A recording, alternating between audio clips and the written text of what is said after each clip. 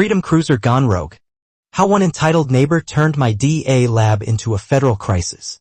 The scent of cheap margaritas still hung in the air when my phone rang. Your camper's gone. I thought it was a joke until I saw the photo.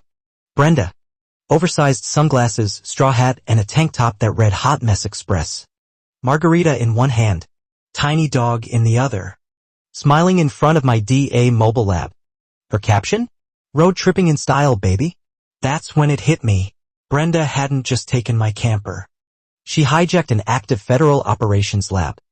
Crossed state lines. And live-streamed the whole thing for every cartel surveillance network to see.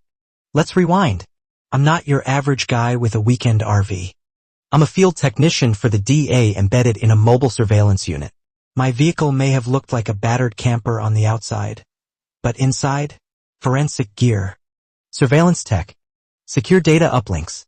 The kind of hardware that doesn't disappear without someone in Washington lighting their hair on fire. In Lark's Estates, I posed as a federal agriculture consultant with a love of solo camping. Beard. Bucket hats. Kept to myself. No one knew what the vehicle really was. Not even the HOA. Except Brenda, or at least she thought she knew. She'd complained since day one. It's an eyesore. Too close to the sidewalk. What are you doing in there? Cooking meth. She'd laughed like it was a joke. It wasn't. I always replied politely, it's not safe. It's federal property. Please don't go near it. But Brenda was the kind of person who thought rules were optional, especially if she could twist them in her favor.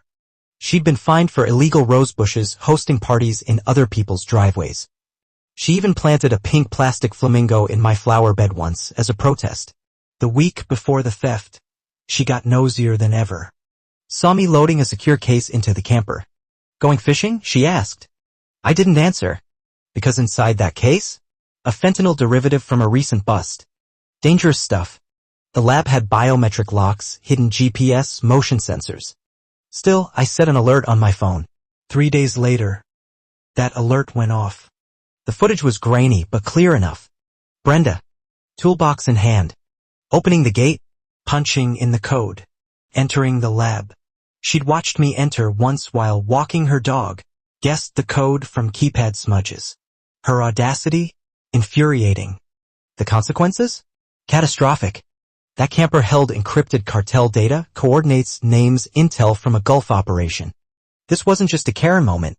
It was an international incident. I called my handler. Track it. We already have, she replied. She posted it on TikTok. The video? Brenda and her friends, Cheryl and Tanya, sipping margaritas in the mobile lab. They joked about the comfy leather seats while my monitors blinked behind them. One of them unplugged the GPS, called it the beeping thing. Covered the plates with a beach towel. What she didn't know, the system still pinged satellites every time there was movement. We got partial glimpses. A fireworks stand. A beach motel.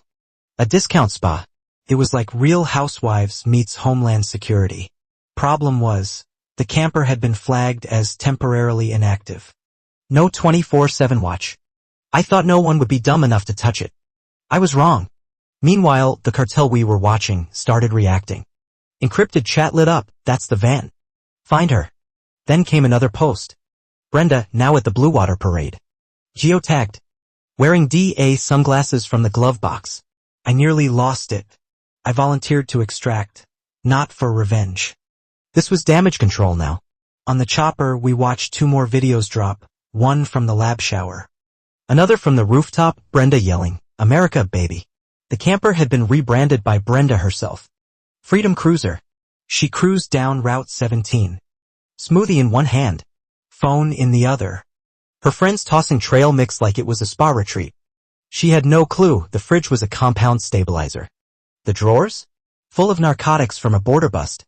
Every button she touched triggered passive alerts. The agency tracked her to Little Haven, a known cartel associate was nearby. I landed and met with Deputy Marty, round, confused, and full of questions. She stole what? A DEA mobile lab. She's toast. Next post. A bingo parlor/foot spa. One of Brenda's friends opened a container. Spilled heat-sealed narcotics across the carpet. Analysts at HQ? Freaking.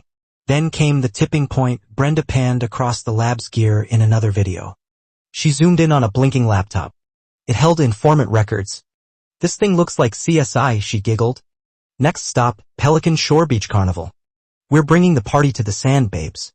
But we spotted someone else in her footage, a man. Dark sunglasses. Holding up a phone. Cartel scout. We changed the mission.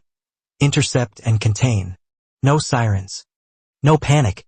Just quiet extraction. Then, the Freedom Cruiser arrived. Glitter streamers. Inflatable flamingos. Techno music. Brenda made a speech. "Let this be the summer we reclaim freedom from hoes and curfews." The crowd cheered. They thought it was art. But I saw it too. Cartel scouts. Phones. Earpieces. Waiting for confirmation. Then it happened. Brenda went live again. Opened a back panel. Pried open a vault drawer with a spatula. Vials scattered onto the floor. "Contain it. Now." Agents moved in. I approached from behind. She looked up midstream. "Mr. Grumpy Camper." I said nothing. Just turned off the stream. "Wait, is this about the camper?" "Brenda, you stole a federal lab. You tampered with narcotics. You exposed classified files. And brought it to a public beach. It was unlocked. You used a crowbar. Semantics. Then, we've got movement." Cartel scouts advanced. One reached inside his jacket. "Go loud." Agents tackled. Tasers. Screams. Families scattered. Brenda shrieked. "Are they with you too?"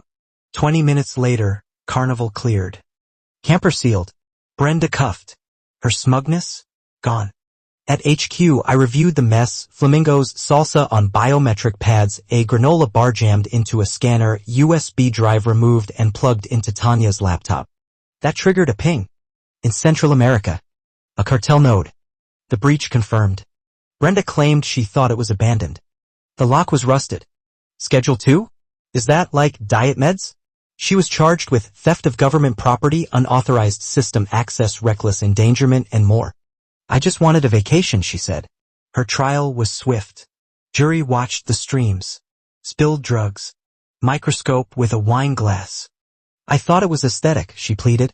Verdict: guilty. 7 years. Parole after 5. As she was led away, "I know the mayor." Nobody cared. Online, her mugshot became a meme.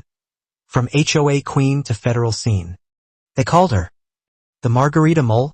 But here's the twist: her stupidity gave us an edge. That USB ping helped us uncover a cartel comms hub. With that data, we took down 10 operatives in 3 cities. Major bust. Ironically, Brenda's chaos saved lives. I got promoted. Led mobile ops supervisor. My new ride? Disguised as a pest control van. Months later, I passed Lark's estates. Brenda's house had new owners. No drama. Just peace. For a second. I almost missed the chaos. Almost. Thanks for watching this unbelievable journey. From flamingos to federal felonies. Like, comment, subscribe. This is HOA Stories, where Karens go federal. Stay tuned. Stay smart. And never, ever touch a suspicious camper.